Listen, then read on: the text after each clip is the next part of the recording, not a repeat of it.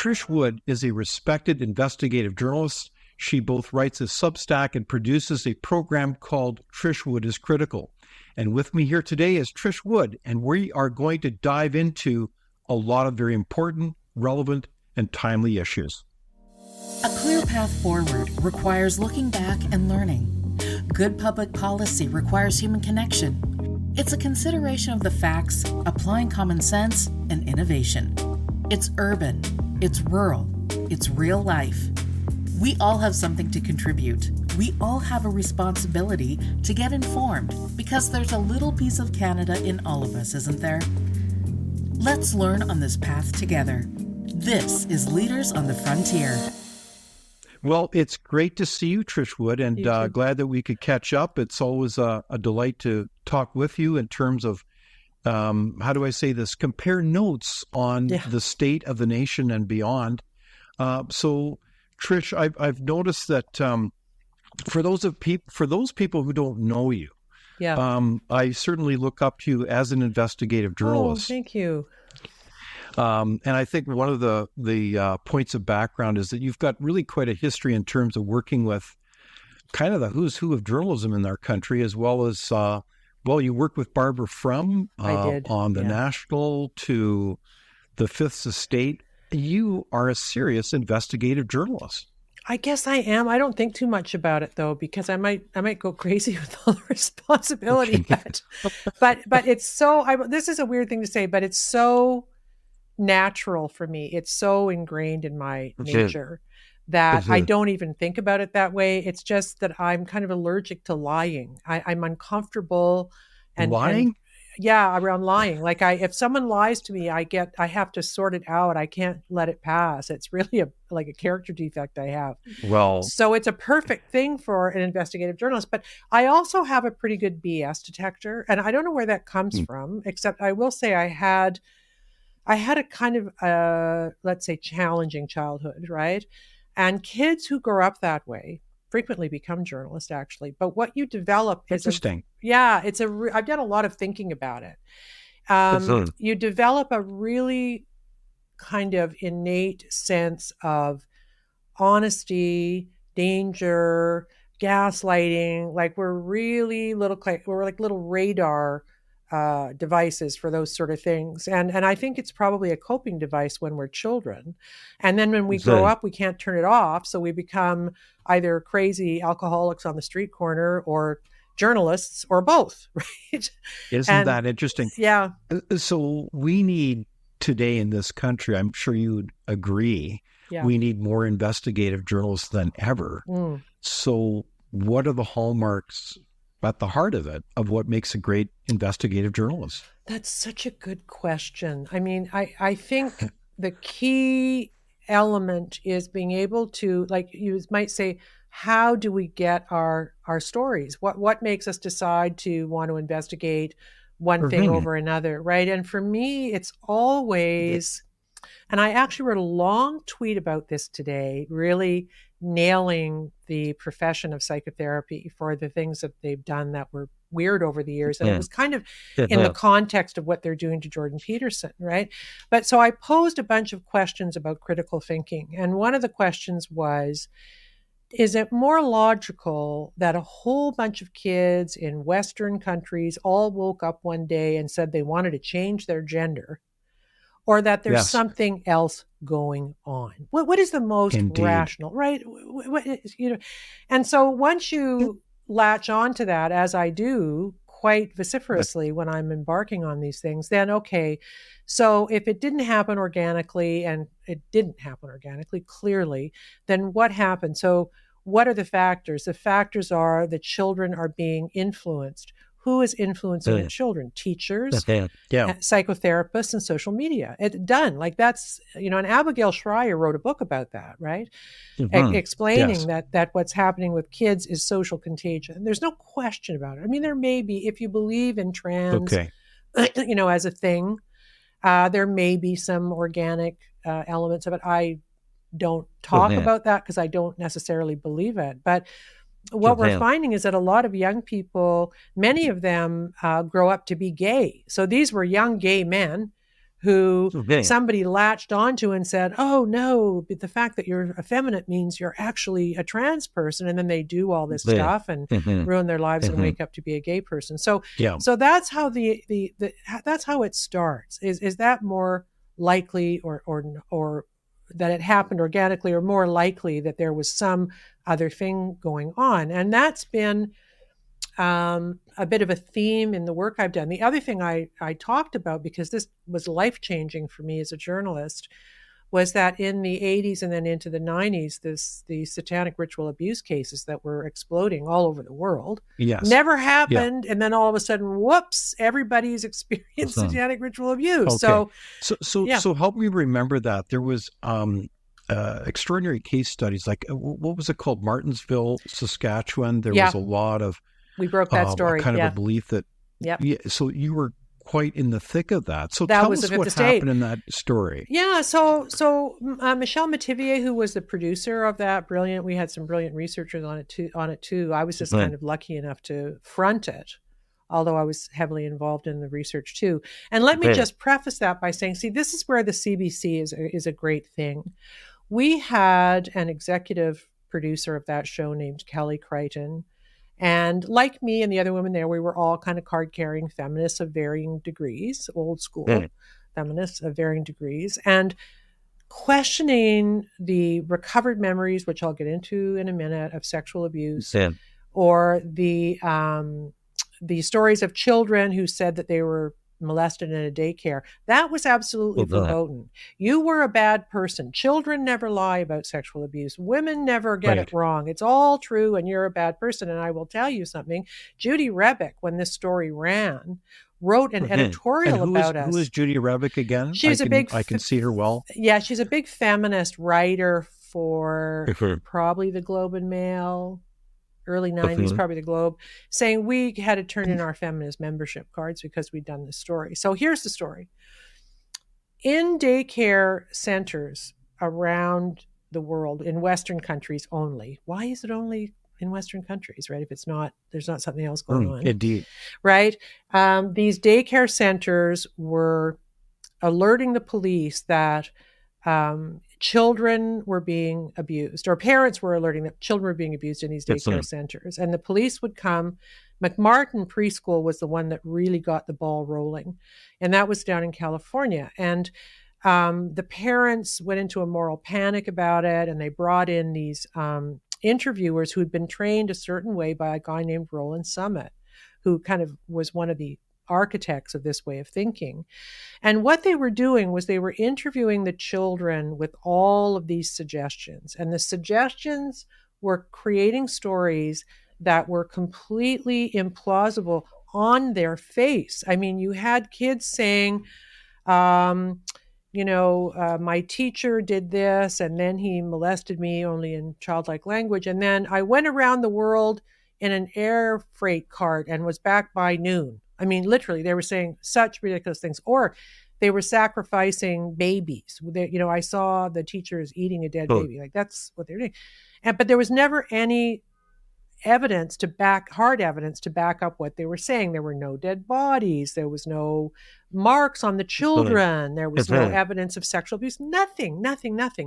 But these interviewers were pulling this stuff out of kids in a way that the police believed, because of cultural pressure, that they had to proceed, right? So they put the Bucky family, who owned McMartin Preschool, on trial. At that point, it was the longest trial in American jurisprudence. And then OJ, I think, maybe beat it, but it was pretty long. And some of the people in the family got sick. One of them, I believe, died. And the DA who I interviewed is a really good guy. Actually quit the case at one point because the stories were so bizarre he couldn't go on. Like, he just said, I can't be an honorable person to do it. So how did that happen? What happened is that there was a bit of a trend in these kind of outliers in psychotherapy who believed in it, and they started training people to find it. And the more they trained people to find it by interviewing children in this really corrupt way, the more cases they found. So you could track where these interview trainers were going around the world to outbreaks of satanic ritual abuse all through England, Australia, Canada, America. Wherever they went, there'd be an outbreak. Wow. Right? I mean, it was crazy. So you're saying that this kind of way, this methodology of training these, quote, investigators, you could trace then in terms of their work as kind of creating more and more, quote, incidences of satanic abuse of all things. Absolutely. And the key trainer in the Martin School was a woman named Kee McFarlane. And it's on video. You can watch what she's doing. The tapes exist somewhere, and I may try and get them and do a documentary about it. They were sealed after the trial, as I understand it. And she's never given an interview about this ever. But yeah, that is what happened. And the setup was, and it's kind of like what's happening now with trans kids. If you spoke out against this, you were a terrible person. And there's a woman in California who I knew. Her name is Elizabeth Loftus, and she's like the world's foremost memory expert, right?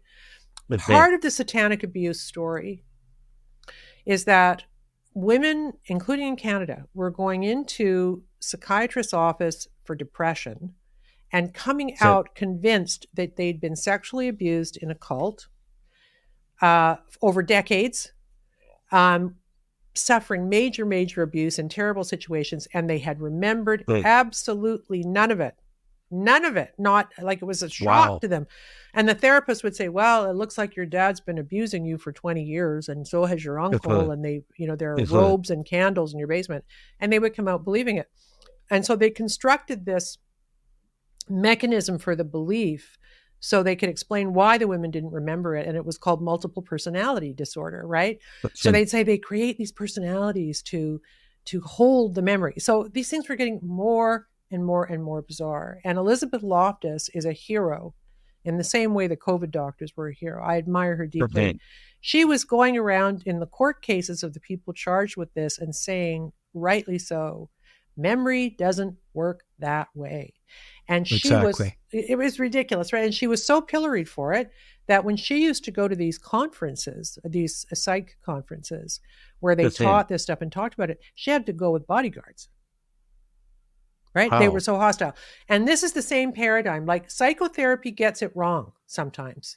And they get it really wrong, right? And they're really wrong now by saying you have to do affirmative therapy on kids who say they might be trans, which is you can't even question if it's true. How stupid is that?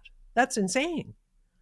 There's no fact finding, is what I'm saying. But this is a very relevant case study through history, because it seems like, are you trying to make the point, Trish, that there's a lot of issues that we're looking at through this kind of similar lens where we're not really thinking critically about the facts, the information? We're not daring to think with not only intellectual vigor, but courage, really, about what might the facts be on issue after issue. Well, we have to understand the vulnerability of groups of professional people to fall into their own traps. And if you remove some of the more kind of florid conspiracy theories about COVID. And I'm open to any idea because I still don't fully understand COVID. But if you just remove those for the point of our discussion, how do you explain all of those professional people being so wrong? Right? I believe there was an element of mass hysteria around it. And I'll tell you why, because one of the doctors who I admire is a guy named Joseph Frame, and he's I think he's an emerge doc in Louisiana, in all the hospitals for the poorest of the poor. He's a very dedicated and cool guy, plus a vaccine researcher. And he said to me, we were talking about how the vents killed most people. Most people on them died, right? It was a total mistake. Iatrogenic medicine. And he admits that now too. And he says, we were doing it because we were afraid of the virus. So if you ventilate someone the way they were everywhere, then the staff don't have to deal with the stuff coming out of the patient, right? Because it's a closed aerosolized loop. And if you ask anybody working in those situations who's honest, they will tell you that's why they did it. And then that guy went on YouTube, this young doctor, and he said early on in New York, he said, I think we're killing people with vents. We've got to stop doing it. And slowly they stopped doing it, right? But that's what happened. So that's a very group thinky thing that none of those people at the time, not until this young guy spoke out, were saying, wow, is this the right thing to do? We're losing a lot of patients. So the point of what I'm trying to say is groups of professional people are as vulnerable to groupthink as stupid people are, right? You're not immune. And maybe you're even more vulnerable to it because all of these professions have their own hierarchies and rituals and stuff. And if you want to be part of the in crowd and get published and elevated in your profession, I play along is the wrong word because I think they actually believed it. But the part of this I left out was that media pushed this like mad. If you go back and watch Oprah, she was always having these satanic people on constantly, or recovered memory people or MPD people. They were constantly on her show. Oh. And you want to say like, Oprah, you're not stupid. Why are you like, is there another explanation for this? And like COVID, the doctors like Elizabeth Loftus, but the other doctors who spoke up, like Richard Offshee, who was also a great hero, were really, really attacked for not going along with the program. And the program is you can never question somebody who's saying they were sexually abused. You just cannot do it. It's wrong. But through this kind of history, then surely these are massive red flags, lessons to be learned. Where if there's a variety of parties, even authorities, others within a group that are saying, "How dare you question this type of information?" then that's a flag, is it not, Trish? Well, yeah, and look what they're doing to Jordan Peterson. I mean, right? It's the psychotherapy psychologists college, right? It's the same sort of thing. Like you have to think the way that we do, and if you don't, we're going to re-educate you. That is so dangerous because they get stuff wrong, and when they get stuff wrong, it has devastating consequences for people. And there's never a regroup. Like they never put out a press release saying, "Oof, boy, as a profession, we sure got that wrong." There are some people who still say, "Oh, well, I think MPD is now called in the new DSM-5. I think if that's the one they're on yet, they're calling it dissociative disorder or something like that." And there may be people who dissociate, but these were people who were showing up on the Maury Povich show saying they had 100 personalities and they would act them all out. Oh, and just for fun, I remember to tell you this. We interviewed Sybil, the MPD person in the movie, played by Sally Field. Yes, the famous book. Yeah. Yes. She was a fraud. We interviewed her psychiatrist in New York, and he said that her actual psychiatrist, was the way he was treating her. She said, "Who do you want me to be today? My psychiatrist always wants me to call up and be certain characters for him, so I do it." He said it was complete. It was a complete fraud. Yeah. So they go far on, and these are crazy things. So back to my original question: is it more likely that daycare centers around the world and other places, like in Martinsville, which I think was a home daycare, I believe, is it more likely that everybody started worshiping the devil and murdering children? And just one more thing on that, just so you know how weird it was. We interviewed a woman who was paid by the government to train people to look for satanic abuse. We interviewed her in her house in maybe Kelowna or Kamloops or something. At the end of it, she said all these ridiculous things like kids are afraid of ketchup because of blood and all this stuff. But at the end of it, she said, I said, "How can you be credible?" Well, first of all, she said how many children they were killing. And I totaled up what she'd said, and it was 750,000 babies a year she was saying were being murdered. Pardon me? How many? 750,000. Yeah. Oh, yeah. Oh, my. And she was like teaching people, right? And then I said, but you never have any proof. If you're alleging this is so widespread, police would find something. Never find anything, ever find anything, right? And she said, well, what we do have disappears because the cops and the judges are all involved. And she said, we have a baby wax candle here. And I said, what's that?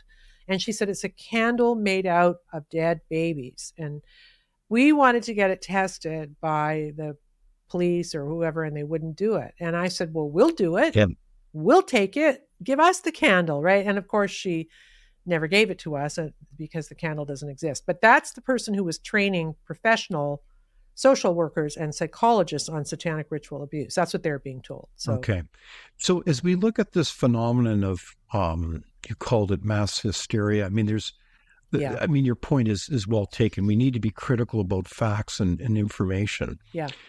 And you referenced the movement around transgenderism, and certainly we both, studied this quite a bit. But yeah, transgenderism really comes out of a particular set of theories out of the bowels of the universities related to both cultural Marxism and kind of this strange postmodernism, where there is really assertion of no truth, that gender can be separated from biological sex. Yeah. So within that queer theory is the pushing of any boundary around normalcy. Yeah. So truly, it is a different world. And I think this is maybe something that people underestimate, is within the minds of these theorists, they really do believe that the only truth is your own lived experience. Yeah. And the only, and that truly your gender is fluid and you can kind of be whatever you want to be. I mean, it's almost totally insane. So in this context, though, are you saying it's the same type of phenomenon that's developed in our society where the Alberta government tables legislation, which is really, I think, all about protecting, what are they called again? Oh, yeah, children. Yeah. And empowering parents to be parents. Like, what is going on here, Trish? Yeah, well, it's craziness. I mean, what she did 10 years ago in tabling this legislation would not even be considered controversial at all. It's just normal, right? But yeah, and right. and the idea, I don't know who was the new Democrat person who came out and had the weepy press conference about we can't protect trans kids. Like, okay, wait, hold on a second. Those kids need protection, and they need protection from intervention that is not fact or science based and is coming way too soon. Indeed. Right? That's what they need protection from. Yes. And so, to say, and here's what Trudeau has done, and this is so wrong. His law about this affirming therapy they need to do absolutely prevents, under threat of law, that a psychiatrist or a psychologist goes on a fact-finding mission about whether the kid is actually trans or not, right? They call it conversion therapy, which is actually bad. That's when they tried to convert gay people to straight. That's awful, right. Of course. But this is not that. I mean, if a kid comes in and he's saying, I think I'm trans because his teacher's got purple hair and was pushing it on him, and all the cool kids in school who had unicorns were trans, and so he wants to be trans too, which is exactly what's happening right now. The psychiatrist and psychologist needs to fact find about what that means. I will absolutely put forward the idea that even if we could fact find it with kids that are quite young, it's really hard to make the assessment. So the protocol must be to do no harm, right? That must be the protocol. Don't start puberty blockers. And why? These are irreversible decisions. Irreversible. That's the name of her book, Abigail Shrier, Irreversible Damage. That's what it's called. But here's the other thing that's weird about it and why it's suspect. Because little boys who are suggesting they're a girl, why do we have to put them in dresses anyway? Because girls don't wear dresses anymore. How many girls wear dresses to school? They all wear pants. So what is this whole big thing that when a boy is a trans girl, so sad, why then do they go uber feminine? Why are they into sparkly polish and all this kind of uber feminine stuff that most girls aren't anyway? I can't remember the last time I put a dress on. It was probably a formal occasion. So why? So that's why there is an element of narcissism on the parents' behalf, narcissism on the behalf of this movement, narcissism on behalf of the teacher. They want to create this little unicorn sparkle pony kid to virtue signal about how liberal they are, right? No matter how weird it is for him. You could, with a new protocol, stop the puberty blockers and the insanity, humor a little bit, maybe him thinking that way within reason. Let him wear pants and maybe pink socks or something. I don't even know how many young girls who like pink anymore anyway. That's just ridiculous. And here's the thing too, if we're going to talk in that kind of schematic, how many girls are really like that? I mean, this is not even a real, it's like a crazy person's, it's like a Barbie, right? Like the movie Barbie where everything's pink. We don't live in that world anymore. Right. exactly. And when I see an uber feminine kid, like if I see a kid in a fairy princess dress at the age of 5 and wings, Okay. I'm like, ooh, That's what are the parents pushing on her? Why does she have to dress that way? And I'm feminine enough. I like makeup and stuff, and I read fashion. Well, I don't read fashion magazines anymore because they're a nightmare. But I used to, and I'm a big fan of Audrey Hepburn. But that super uber feminization of boys with all of these cliches that are awful really says something about them, right? It really does. It's almost so help us, because you've been looking at this space for quite a while now. The legislation that was introduced by the Alberta government and parts of it similarly in Saskatchewan and elsewhere. Yeah.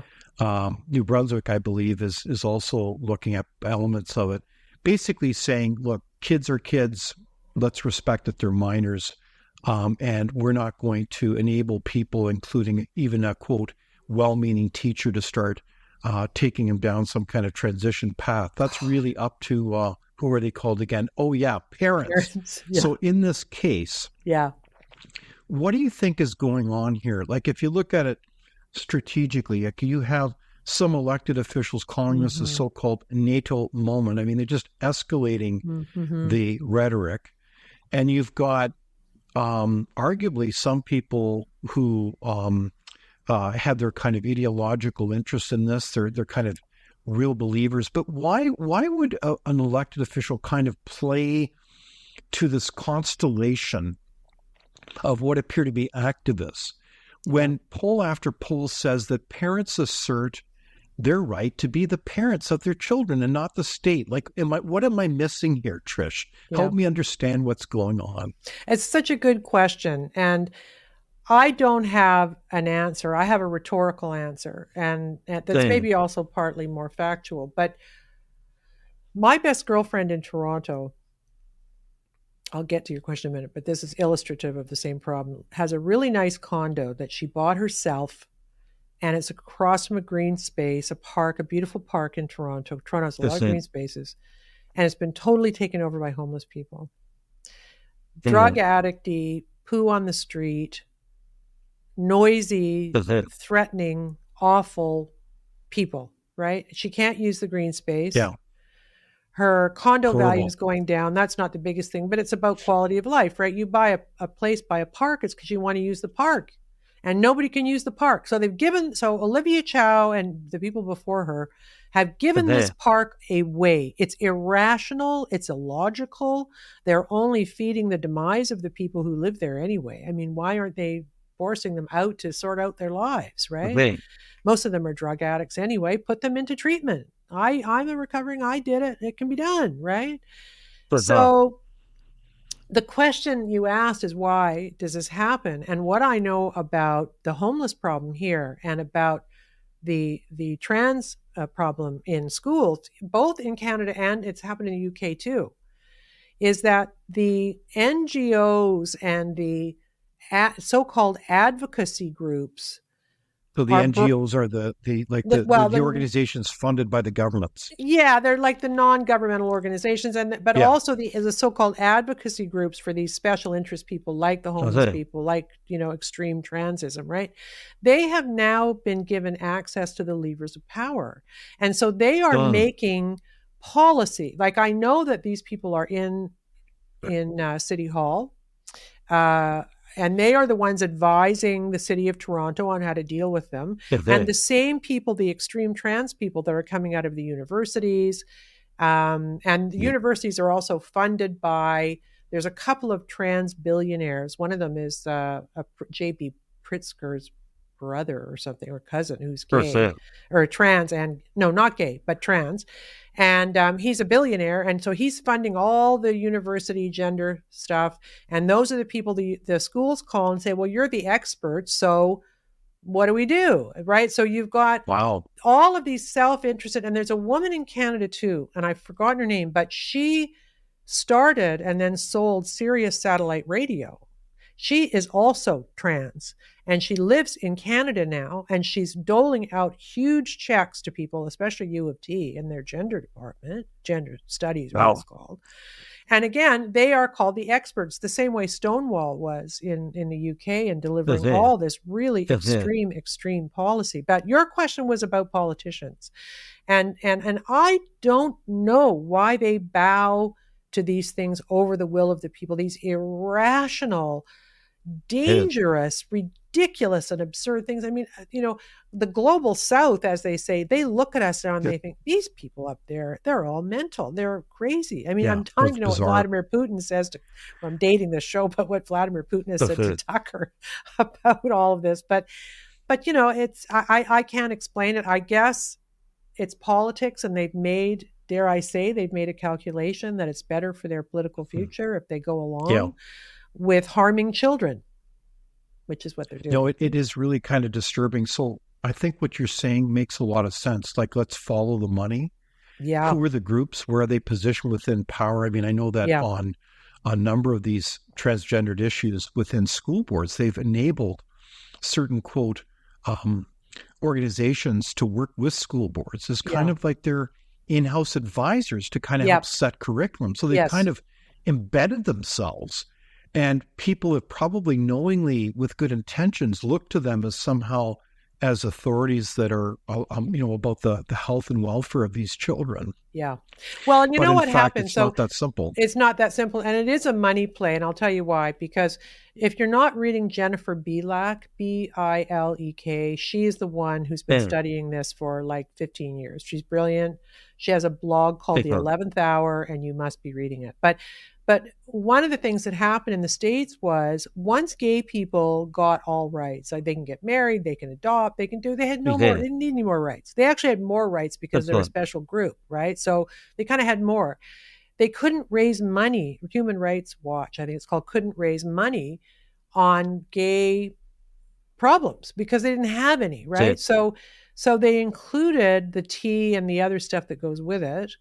And I believe in a cynical move so they could start raising money and stay in existence again. And that's kind of what got it started, this very cynical move to include the tea under the rubric of gay rights. And I will say this, and I don't care how mad people get, but I will say this. I marched with gay men during the gay rights movement. And I was the AIDS reporter, as you know, for CBC As It Happens, covering AIDS and dealing with Fauci back in the day and all that good stuff. And while I was doing that, I was fighting really hard for gay men. My best friend then was a gay man who actually died of AIDS. And so I was very, very committed to that, as lots of women were, because gay men were kind of our little buddies. Like, we all had best friends who were gay men, and we loved them so much. And so for them to now turn on us this way, and that is how it feels. Like we pulled them, to the end of the race with our courage and allyship is the word I think they use now. And and now to diss us this way, we have to live with men hanging around our change rooms at the gym with their junk hanging out. That's sexual assault. I'm not interested in that, right? And I'm not interested in seeing Kelly J. Keane have to flee a mob of autogynephilic men who are trying to kill her because they all have personalities disorders, right? So I this is a real problem for me, and I feel betrayed by gay men. And I've said on Twitter, and I've warned in my Substack and on my show, they need to sort this out, because I believe that trans ideology is going to bring them down. And I know a lot of women who are feeling, and lesbians too, who are feeling, not that lesbians aren't women, but you know what I mean? I guess straight women and lesbians who are saying the same thing. They're saying, wait a minute, you guys, what are you doing? We don't have to accept, April Hutchinson has become a pretty good social media friend. I had her on my show, the Canadian power lifter, and she was kicked out of the competitions because she didn't want to compete against men. If there's a single sport in the world where you shouldn't be competing against men who say they're women, it's powerlifting, right? Musculature, testosterone, the whole 9 yards. And she couldn't talk about it. Like, what? It's crazy. It's really bizarre. So help me understand. So you're speaking at this, Trish, as someone who came out as more of a traditional feminist. I know within academic theory, we'd refer to you as a materialist feminist, someone who was deeply concerned about equal rights and the prerogative of women to succeed materially and otherwise as men.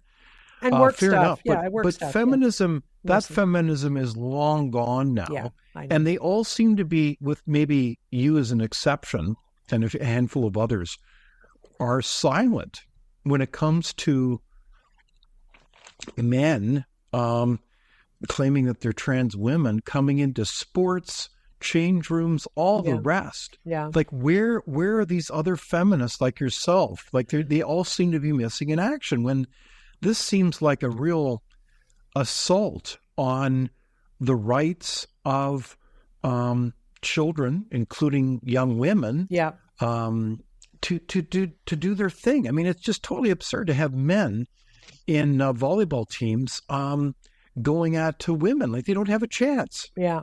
So here's what I will say about that. There are some feminists who have been, and contemporary ones who've been leading the charge. Megan Murphy is one. I'm actually doing her show tonight. She's brilliant. Okay. Wow. And she's been knocked about quite badly. I mean, she has to have security sometimes. And also Julie Bindel in the UK has been absolutely magnificent. And there's quite a few. Kate, I've forgotten her last name. She used to be in Tucker. Tucker was great because here is Tucker Carlson inviting these feminist academics and lawyers onto his show to talk about trans issues. I really love that. So Dansky, her name is I think Kara Dansky or something. She's a feminist lawyer. So there's quite a few who have been, but what's interesting is they don't get platformed, right? So one of the people with the biggest platform is Billboard Chris, right? So he gets more platforming, and I hate to say it, but sadly, I think he does because he's a man. Like the women who have been fighting the charge are not listened to as much as I think they should be. Really? Why do you think that is?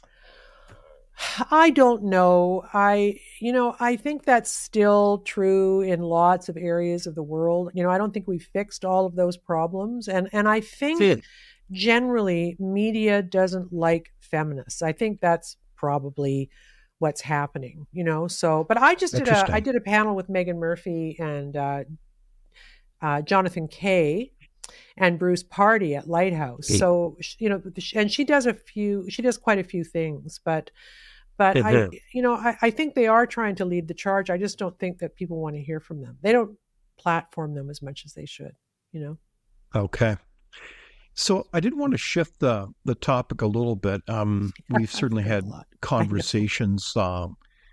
It feels like over the years, but around COVID-19 and the aftermath, we all celebrated a number of courageous people, including the truckers who came forward. We're coming kind of up on the anniversary of it this February. It's hard to believe. And the invocation of the Emergency Measures Act and kind of a victory this past short while with the decision made by Judge Mosby saying that, no, this was unlawful. The Emergency Measures Act, the invocation was clearly against the law. What do you think about that? Wasn't that quite a victory?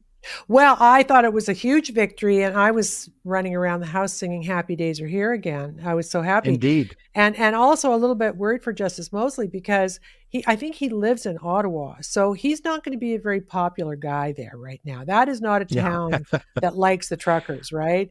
So here he is doing what judges should do, without fear or favor, deciding a case on the evidence where culture doesn't matter and media doesn't matter. He's just looking at it and saying, nope, this was wrong. And he's doing what judges are supposed to do. I mean, it was almost quaint in the old-fashionedness of the purity of his argument. I loved it, right? And here's a little tidbit. I was on the phone with Tamara Leach, just coincidentally when it happened. And so we're chatting. Yeah. And she goes, oh my God. And I said, when her phone's kind of binging, and she says, they've made a judgment and the Emergencies Act was illegal. And she says, I gotta go. And I said, yeah. I assume she went to call her lawyer to see if there would be any impact on her case, right? But I thought I was just so happy about that. And it did restore my faith in the judiciary, obviously, because we're Indeed. suffering through some lawfare in this country. And we don't want to go where they're going in the States now, where if they don't, the governing party doesn't want the opposition to win, they just try and throw them in jail. Right? Not good. Exactly. Yeah.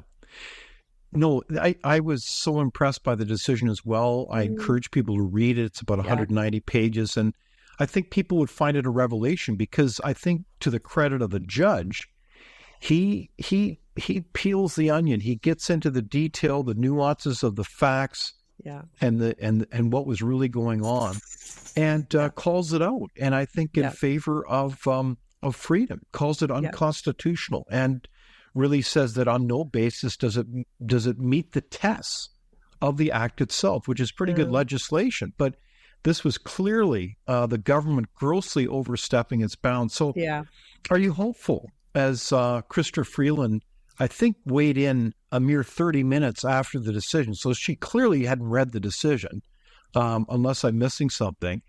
They said, they're going to appeal it. So what does that tell you then about this federal government? They're the worst. I mean, she looked very freaked out too in that thing. I couldn't believe how, I mean, she always looks like she's having a nervous breakdown. But that day I thought, my first thought was about Trudeau, you scoundrel that you're pushing her out on this. Wow, where are you?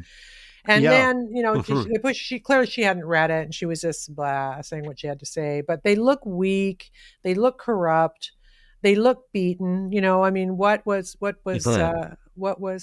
Trudeau say today about, or was it yesterday, about how Poilievre was bad because he wanted to make Canada great again? Did you hear that? It was like the best thing ever. Like he just. Sorry, could you repeat that, Trish? He was, I didn't quite catch that. As I understand it, he said in the House that Pierre Poilievre was bad because he wanted to make Canada great again. Right? Like that's a bad thing. What he was doing was alluding to MAGA. They're always trying to say, it's MAGA, it's MAGA. Of course. Make America great again. Yeah. But so he said it, he said that, and it just made him look, more absurd than he usually does. Isn't that saying something? Yeah, people were laughing about it. To me, it's just, this decision is a stunning moment. Yeah. And I'm so grateful for it, because me too. It means a lot, obviously, to the future and welfare of our democracy, the rights and freedoms of Canadians. And I think there was some grievous decisions, great impacts. I mean, the stunning example, the freezing of bank accounts without any summons or you can't just do that out of the blue. This is a first in the world where you don't have that kind of a legal process. And so I think Canada's reputation as a free and democratic society in the world really went down numerous notches, and it was really an embarrassing, dark moment. Yeah, everybody talked about it. And I should do some research on this. I don't know if this opens up a field where people whose accounts were frozen could sue either the banks or the government. I don't know. I mean, do the banks have to just do what they're told? I don't know if that's true.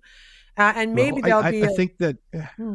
Go ahead. It's a good question. I know that in conversation, and she's very careful about offering an opinion. Obviously, this is all subject to counsel. But I was speaking with Joanna Barron, the executive director of one of the key patents, namely the Constitution Foundation, the Canadian Constitution Foundation, which was leading the charge. But it does open up a crack for some remedies. But it would be probably a tough one to make. But I'm sure some lawyer is going to be all over this, and they need to act now, because, yes, or at least maybe this is the key point. Every citizen who is impacted by this, or not even directly impacted, needs to have a heart-to-heart with their banker, their credit union, whoever they work with, say, is this ever going to happen again? Because if it is, I've taken my business elsewhere. And for those people that were impacted, they should be walking down the street, because people need to know that there is going to be accountability and consequences to these kinds of outrageous actions. Yeah, I agree. I completely agree. It was a devastating blow. And I was getting calls from people from across the country who were saying, am I going to lose my house? Are they going to take my car? I mean, I've never seen shame, double shame on all of them. Yeah. Awful. Well, and we know that the context of this is, I know from a basic legal point of view, if you're going to go after these decision makers, and I hope someone does, they can show. I would think there'd be the receipts to show intent. Yeah.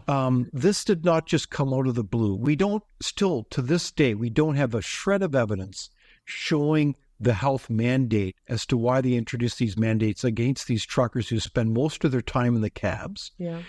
The way they were demonizing these peaceful protesters even before they got into Ottawa. The fact is they never met with the leaders of the group, which they wanted all along. Yeah. Like I was a former elected official. Of course, I'd always sit down with people who had a concern. That's what you do. That's leadership. But they didn't do that. No.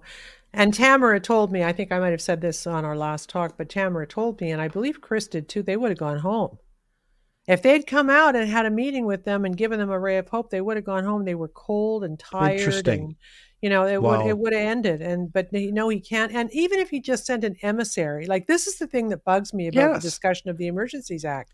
Everybody discusses it like, well, it was either the Emergencies Act or nothing. And nobody in the legacy media is saying, well, why didn't he's the leader? He's the leader of these Canadians too. They have a right to be heard. Why didn't he just walk out the front door down to Wellington Street over their headquarters were down there and have a coffee with them? Right? Instead he had to be, a big shot and do the EA. It makes it so within exactly. And so within the Emergencies Act, one of the tests was that it should only be used on a last resort. Yeah. A last resort includes, what is it again? Oh, yeah, talking with each other, having a cup of tea and having a civil conversation. That's how civilized countries, let alone Canada, should be operating. Point. Yeah. I mean, they even talked to the IRA, right? While Bobby Sands was dying of a hunger strike. Yes. Wow. They had emissaries going back and forth, and he was bombing people. So, right? Exactly. Yeah, and it was Margaret Thatcher. So I mean, wow. Yeah. But we can't have that. We don't have that. So Trish, out of that kind of victory, I hope you share my hope that out of this we can learn and renew perhaps green shoots of democracy and freedom in our country. I think it's a hopeful sign. Yeah. Where do you see signs of hope in our country? I mean, you talk about a range of issues right across our country, and you certainly look at the world scene as well. Are you seeing signs of hope that people are realizing that the issue in many respects around these movements is about the people finding a voice, finding empowerment rather than disempowerment, and that the people are finding their voice to speak up in a democracy that has really been undermined by so many elites in power? Do you see signs of hope?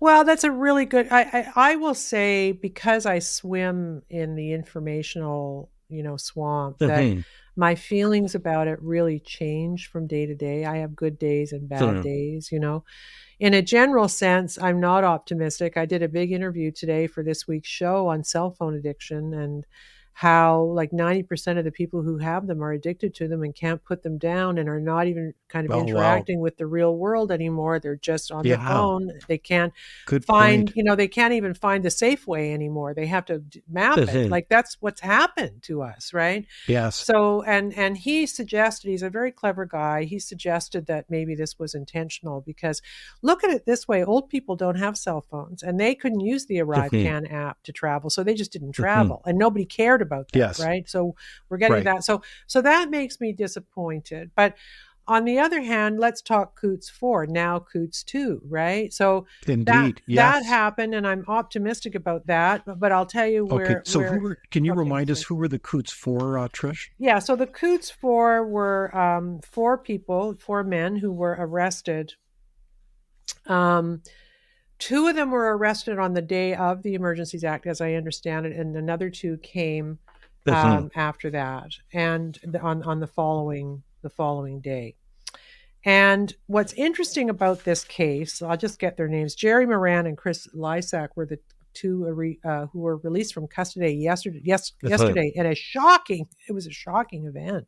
No one expected it. I was speaking to Mocha Bezergan, who is the young kid who sits in that courtroom on his own nickel, covering it as an indie journalist, because the legacy media aren't there. And I was talking to him about it, and he said, we weren't expecting it at all. It just came out of the blue. They'd made this plea deal. So that means there's 2 people left in there. That was the Coutts 4. They were arrested around the Coutts blockade. And I should just note, Trish, please. This is after 723 days in confinement. I'm sorry. And no bail. Key. That is the key point. I'm sorry. You got it. Yes. Almost 2 years, right? Almost unbelievable. Over 2 years. Yeah.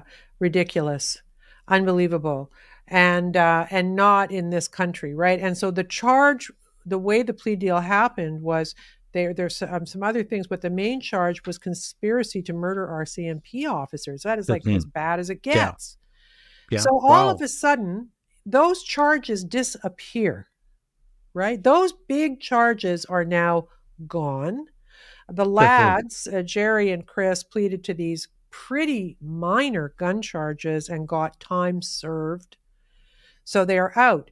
But my question is, and I will implore you and your watchers and listeners to seek out a piece by a guy named Ray McGinnis, who is a writer I admire very deeply.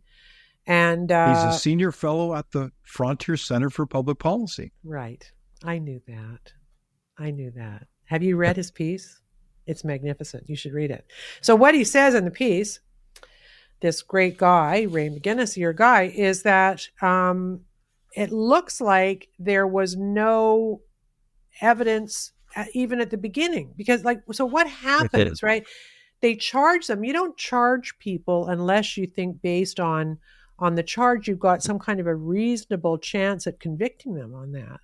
So if they didn't have that, did they make up the charge and then lay it and then hold them and desperately scramble, and was charging them in any way connected to the Emergencies Act? Were there calls between Lametti or other people in the Trudeau government and what was happening out there?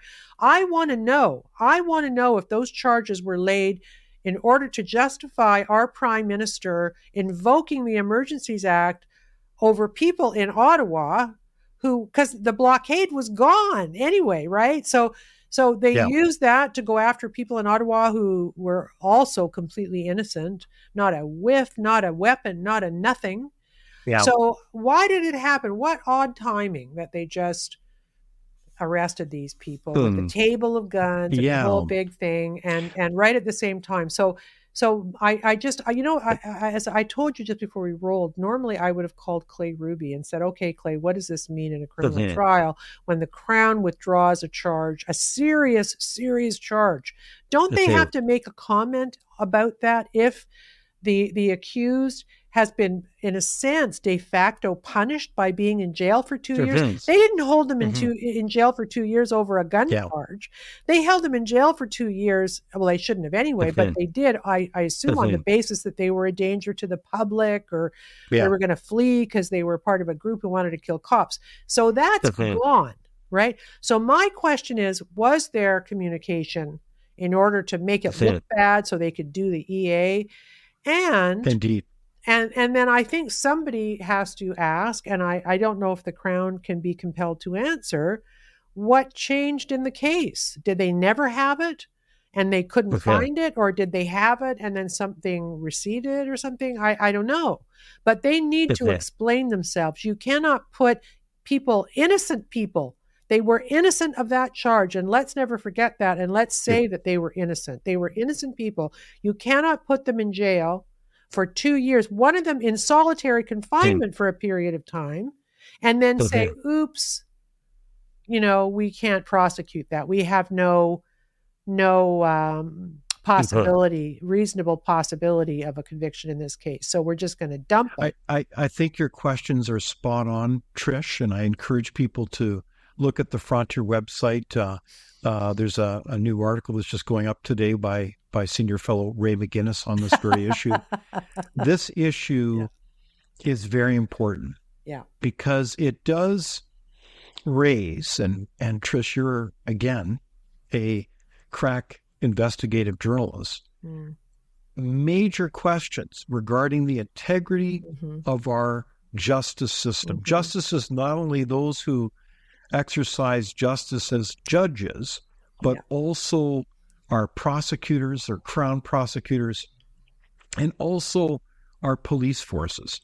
Yeah. And the justice system is very much at the heart of, in many respects, our democracy, our trust in institutions, that they are governing the law in the interest of everyone. And regardless of your sex, whoever you are, your shape, size, color, whatever, you are treated fairly. Yeah. So this is really quite disturbing. Are you suggesting in some ways that these kinds of charges were undertaken really for political purposes, to kind of spin a tale, a narrative that somehow this was an emergency, a national one in scope, in order to meet the test of the Emergency Measures Act? Absolutely. I do believe that. And actually in the Rulo report, the POEC, the Rulo report that examined the Freedom Convoy, Justice Rulo says in his analysis at the end, he pointed to the arrests in Coutts as key to its justification of the government invoking the act. He pointed to it. So, look, I can't prove it, but it's mighty coincidental that all this happened around the same time. And Trudeau didn't even need the EA. Everybody was going, well, certainly the Coutts blockade was over by then. And the other one, there was no problem there anyway. So, and he just had a call with Biden too the same week. And I'm sure Biden said, oh, you gotta, and he, how Justin loves to be a big man on the world stage. I'm sure there may have been an element of him trying to impress the world leaders with what a macho man he was. And of course, most of them, except for Biden, who is, I think, the most compromised Western leader in the history of the world based on what he's doing now, plus his dementia and everything else. What a corrupt party to let him stay there. They are disgusting. They are disgusting. This guy, did you see him? He got the president of France mixed up, and he doesn't even know where he is half the time. We got two big wars going. They want a war with Iran now, right? And there's nukes around. Like, what are these people doing? It's just insane. No, it is truly remarkable. It's crazy. So I did want to just pick up the threads a little bit then on, like, if we think of the Coutts Crossing, I think in many respects it is an example of lawfare. Lawfare being the craft, and this doesn't come out of anywhere. It's been around for a long time, but it has been taken to another level by serious operatives, and I can give you more about that history and background. Yeah. Of using the law to essentially go after your ideological opponents, your political opponents, and really to persecute them, to slander them, and ultimately, even if necessary, put them in jail. And so you have this absurd case where you have President Donald Trump being indicted on numerous areas for, I think he could end up serving some 900 years in jail. I mean, it's just utterly absurd. And the incredible thing is that all these legal actions are falling apart because they're not based on law. Yeah. They're really pushing the limits of edges of law for political purposes. And we can go on each case in detail if you want to. But are you hopeful? Like, it's 2024, it's hard to believe, but towards the end of this year in November, there will be the U.S. presidential elections. Yeah. Are you anticipating the re-election of Donald Trump, or is there going to be some type of, well, dare we say, kind of a magical black swan event that it suddenly appears out of the blue and that somehow derails the whole election? What is your guess on this? I know that no one has a crystal ball, but these elections matter, and they certainly matter for Canada. Well, look, I am out of the prediction game because almost every day is a black swan event right now. But if you're asking me if I think he's popular, I think he's popular. And I think he's popular in part because I think Americans, and especially the working class and and the blue collar people are very fair-minded, and they feel, as do I, that he was never given a chance to govern. Unfortunately for me, he has revealed himself in the last few months through some policy statements he's made to not be the guy I thought he was, even though I would support him winning just to watch everybody's heads explode. It would be so fun. He's so disruptive. But I think he could get the votes to win. Would they let him win? I mean, there's a new document that Matt Taibbi has just put out. I think it was Taibbi, maybe it was Schellenberger, one of them. I think it was Taibbi, that they actually put out before the 2020 election about how they're going to use lawfare, all of these different ways to impede, prevent, et cetera, the way they do when they want to stop somebody. And the Democrats have that down to a science. They've got more sleazy lawyers on the payroll than any organization outside the mafia. Exactly. I mean, they really do. And they'll do anything to win. And they all get rich doing it because they've got lots of crazy donors who'll give them $1 million just to keep Donald Trump from winning. So they already have a plan, right? And will he win? I think he probably should win. I think people want him to win, but will they let him win? That is the issue. Will they let him win? I don't think they'll let him win. I don't think they'll let him win. I don't know how. I don't see how that can happen. They're so corrupt. The Democrats are so corrupt. They'll find a way. Look at the $83 million jury award to E. Jean Carroll. I mean, what is that about? That absurd. Is insane. And Utterly that's from absurd. a jury who were instructed by a judge to not even abide by. The jury found she was not raped. Now, she said she was raped. The jury found she was not raped. So that means that her story was not credible. So what are they doing? I mean, so and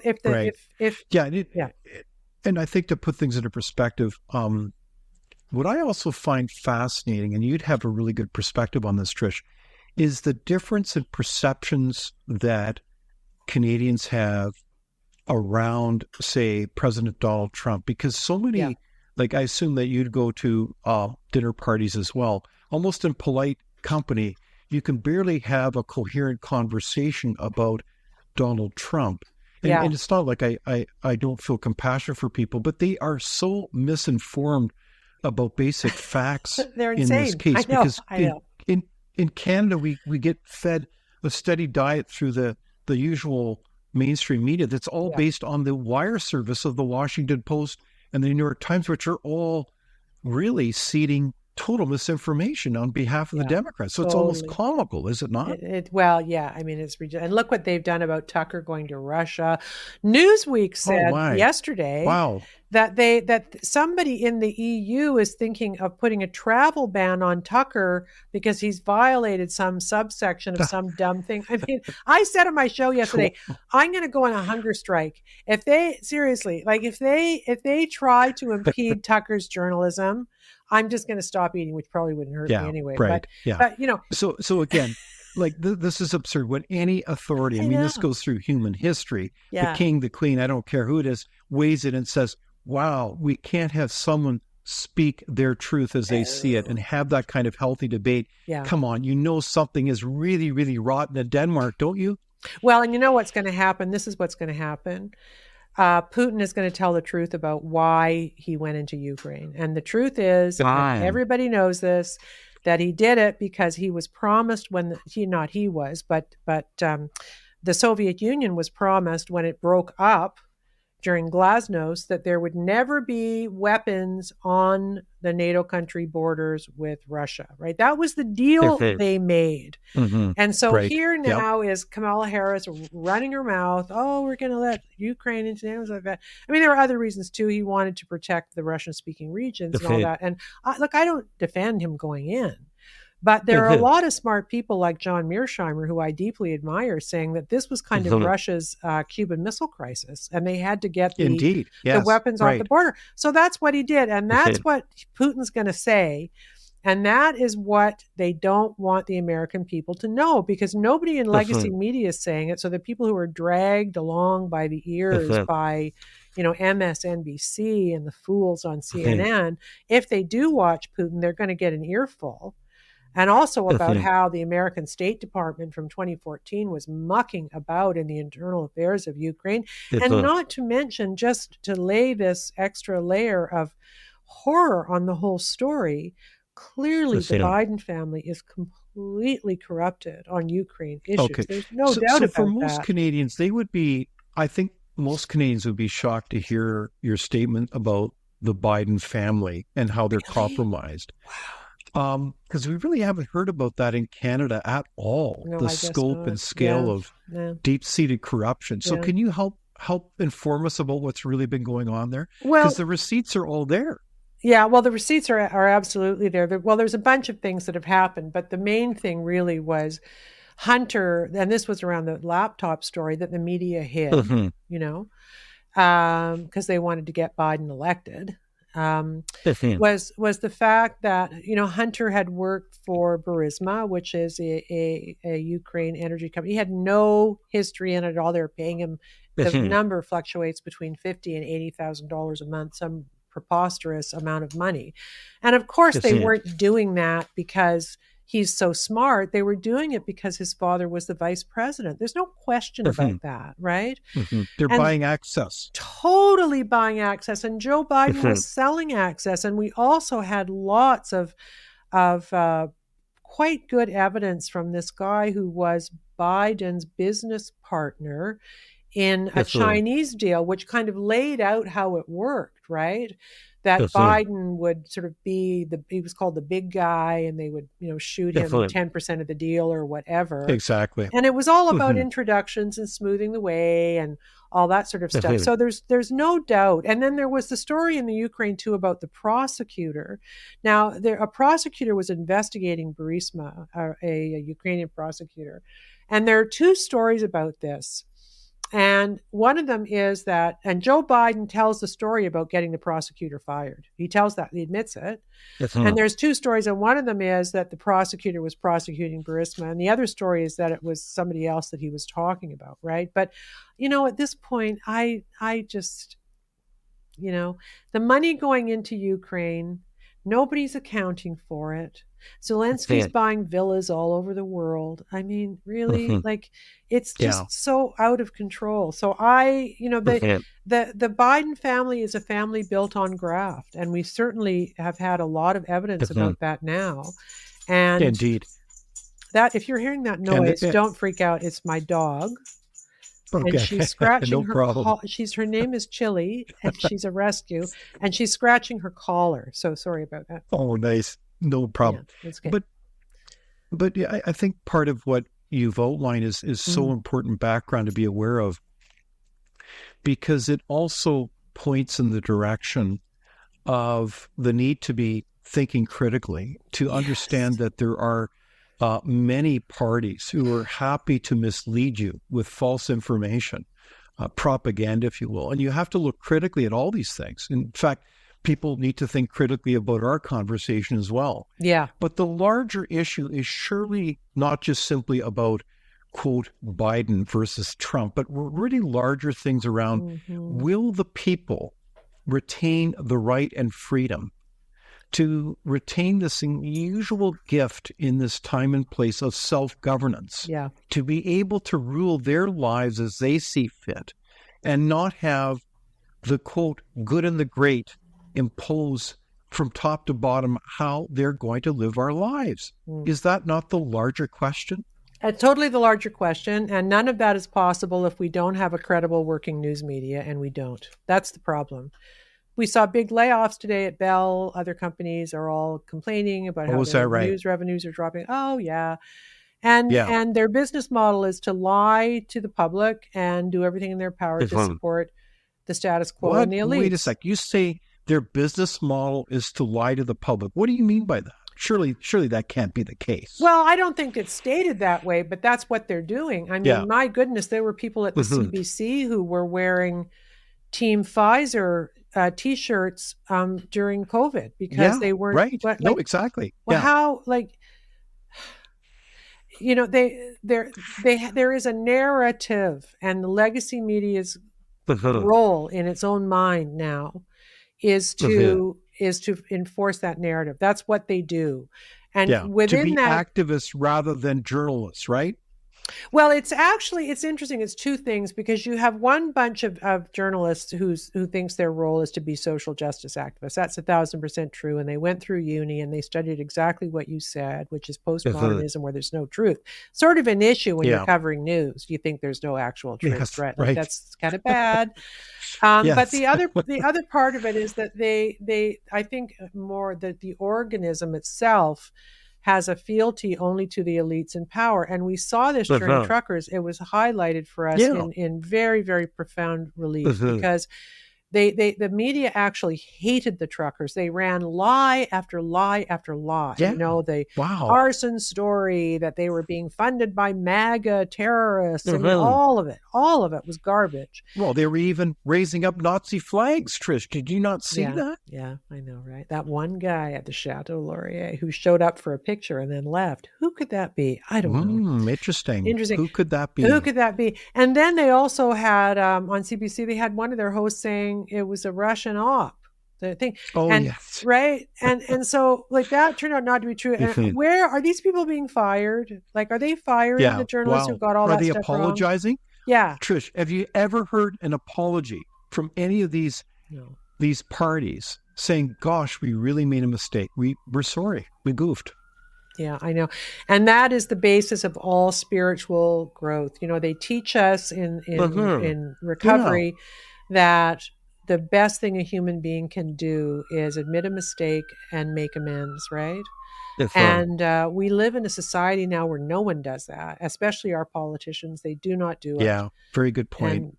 And there's no accountability anyway, because nobody's going after them except a few people at Rebel News who jump interviews on them once in a while. I did want to say one more thing about the Coots guys, and this is in Ray's article, and it's absolutely key takeaway for your people. And it's this, that the new lawyer for Lysac, a guy named Daniel Song, brought a Section 8 charter to examine the Crown's case, right? So I guess it's like an open the kimono. We want you to open the kimono. Yeah. And then what happens? Out of the blue, they drop it. So it was a full frontal legal attack. And that probably made a big impact. They didn't want to show what they had, because I guess they had not very much. But that Section 8 was very, very clever. I'm going to try to get this lawyer on the show, because that was a really smart move. And he might be retained by one of the chaps who's been left behind. And I think he's a good lawyer who knows what he's doing. I cheer for this guy. That was very smart. The Crown did not want the case to see the light of day. They settled it instead. Well, it certainly is a remarkable set of decisions that are happening, and certainly developments, including the Coots 4. Yeah. And in that context, it's really something that we can also celebrate the thousands and thousands of Canadians as citizens who rose up in their different ways to dare to think critically, to speak up, and to make their voice known. So they should all be commended. I love them. I do. You know something, David, I heard from them for years. I had people, and Tamara the same. I heard people saying, I want to commit suicide. This isn't my country. I can't go on. How can they do this? Who is speaking for me? I mean, it was really, there were times it was a bit of a burden, but I also feel it's a gift to be trusted in that way by the people who listen to my podcast. But they were so courageous, and the people who went with the convoy and all the people along the highways, I will never forget that as long as I live. Those images are just the only redemptive thing about this country. Well, besides Justice Mosley and two of the Coots guys getting out, but those are the only redemptive things about our country right now. Why isn't Trudeau resigning? How much longer is this going to go on? And why isn't Jagmeet Singh doing something about it? I mean, we don't, and apparently, like, there was a new polling today. Nobody wants this guy. He would lose in my neighborhood, which is Richie Rich, Midtown Toronto, Rosedale and stuff. Indeed, right? yes. And when you've lost those people, and that's Rosedale, they elected Chrystia Freeland, right? So they're really in the tank for this party.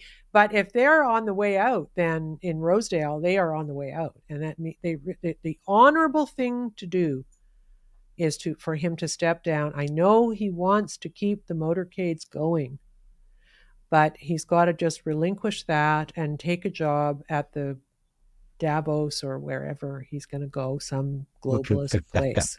Right? Wow. Well, we shall see. And I want to thank you, Trish Wood, for joining us, not only for this conversation, but for all that you do to think critically, to be able to prepare both your Substack and your podcast. And we thank you for your leadership and your courage as well. Thanks, David. Very grateful to hear that. I work alone mostly, so it's really nice to hear those things. Thank you for watching Leaders on the Frontier. We're a nonpartisan think tank. We explore ideas, policy, and practical solutions that can make a difference in the lives of Canadians. We do not accept any government funding. We work for you. Thank you for supporting Frontier. Visit fcpp.org to give. While you're there, be sure to check out our latest articles and research. Without open discussion and debate, you're not thinking, nor are you free. Comment below. We'd love for you to join the conversation.